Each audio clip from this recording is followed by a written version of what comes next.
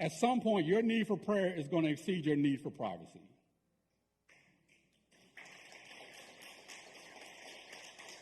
And the reason I need you to be well aware is because I need you to pray informed prayers. Because here's what I've learned. Information assists with intercession. If I tell you exactly what's going on, yes, this is what happened, this is the kind of surgery I had, yes, I have to now live with a permanent colostomy bag, I'm trying to adjust to that, it's new for me, but now you know how to pray. You're not just throwing up general prayers. So I want to give you 6 things that I want you to specifically pray for. You don't have to remember all these because we're going to put it in the newsletter. Number 1, I want you to pray for our kids by name. Malachi, Chiefy, Miles. I want you to pray that there is a minimal disruption of their normal lives. Especially when it comes to milestones. That's been a challenge. Birthdays. We have a son who's getting ready to graduate. Transition into adulthood. Pray for them by name and pray that there is a minimal disruption to their normal lives and our ability as parents to help them successfully transition from one stage to the next. And I'm praying that what I'm dealing with doesn't impact that too much. Number 2, I need you to pray for my wife, Isabella, by name. Pray for caregiver fatigue. Many of you know is because the surgery that I had was an emergency surgery and it was not minimally invasive like my previous surgery.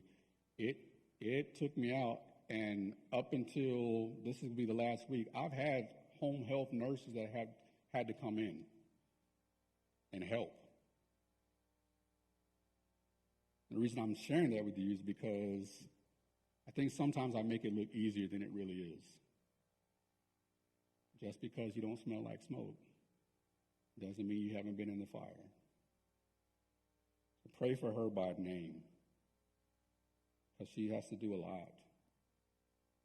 Some things I don't have the energy for. Pray for her to have moments of relief and rest and recovery and relaxation. And if God places it on your heart, do something for her. I'm praying for a minimal disruption of her work schedule. And for her to also have meaningful spiritual support. That's what I want you to pray for.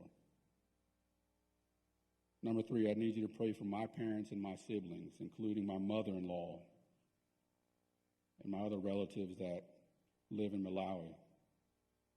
Out-of-town relatives. Pray for their anxiety, because they have an anxiety that's created by their geographical distance from me.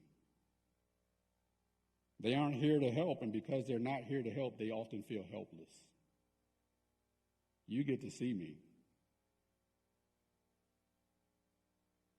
Number 4, I want you to pray for TCC and CDP, for the staff and the elders. Pray for their emotional and mental and spiritual health, because they're carrying bits and pieces of the stuff that I used to carry. Meaning they're doing above and beyond more than what's actually required of them so that I can focus on healing. So pray for them. In particular, I want you to pray for Jamie.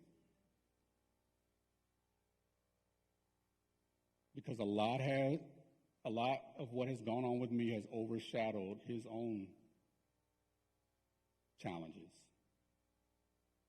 I don't know if you remember this, but Jamie stood on this stage and told you that he had been diagnosed with Parkinson's. Pray for him. Support him. I know a lot of what I've been going through has taken up a lot of the press. But pray for Jamie and Stacy. Check on the elders and the staff.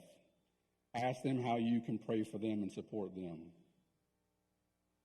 Number 5, pray for the continued leading of the Holy Spirit and pray for inspiration and ingenuity. We're having to constantly pivot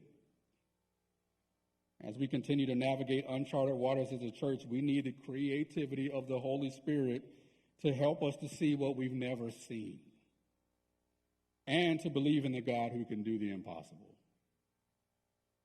We need God to give us ideas and wisdom and ingenuity because we have never done this before. And then number 6, and then the band can come up. Pray for me in particular as I go through treatment for what's called a complete clinical response. That means that the medicine works 100% and the cancer is destroyed. Complete clinical response. Pray for that. And then pray for maximum effectiveness of the medicine with minimal adverse reactions. Pray for my chronic fatigue. You often don't see it because when I stand here, I vow to God, I'm going to give you everything I got. What you don't see is that I'm in bed for 2 or 3 days later. Pray for protection from infection. I told you, I didn't fully get over what the first bout with cancer did to me. My numbers are still low. They've never really returned back to normal blood counts,